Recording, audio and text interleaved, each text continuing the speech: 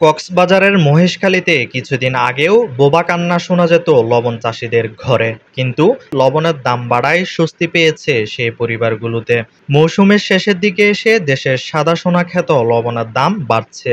সারা মৌসুমে প্রতি বস্তা লবণের দাম 240 থেকে 260 টাকা ছিল, তবে এক সপ্তাহের ব্যবধানে লাফিয়ে প্রতি বস্তা লবণ 800 টাকায় পৌঁছেছে।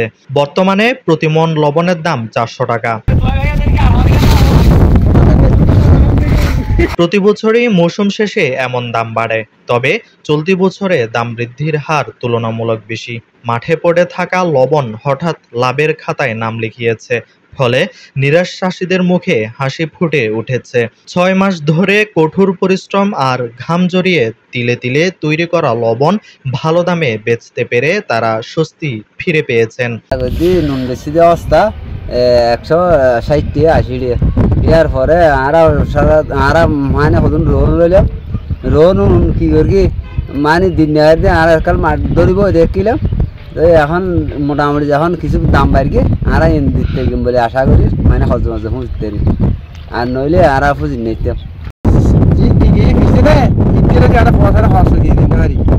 এখন সামান্য সিজন দাম পাই হয় কিসের হয় মানে আর লোন লইয়ে যে হস্টেল খাই কিছু বিশেষ করে অসহায় মানে ভাড়া বেশি সব সমস্যা। আর তো গর্তম মাইয়ে লবণ লাগি নিয়ে পারি দেবে তখন আর হাজার নয় আর তো করি কেন অকালে দাম অল্প করিয়ে উঠে আর শেষে আর তো লাগি নিয়ে পারি দেবে তখন আর সামনে যা পাইম তা লইয়ে কিস্তি লই বা লোন লই সরকারি তো লইয়ে হনরহম অনুবাদে চলন আর লাস্ট পর্যায়ে যদি আইন সিজন 2 দিন না পাইতাম আর তো বা তোমরা দিয়া হইতো।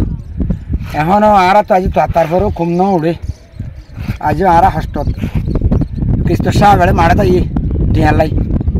মৌসুমের প্রথম দিকে যখন লবণের দাম ছিল প্রতি মণ 120 থেকে 130 টাকা, তখন লবণ বিক্রি করে একজন চাষির মোট আয় হতো সর্বোচ্চ 1,17,000 টাকা। কিন্তু এখন দাম মণ প্রতি 400 টাকা হওয়ায় আয় হবে প্রায় 3,60,000 টাকা।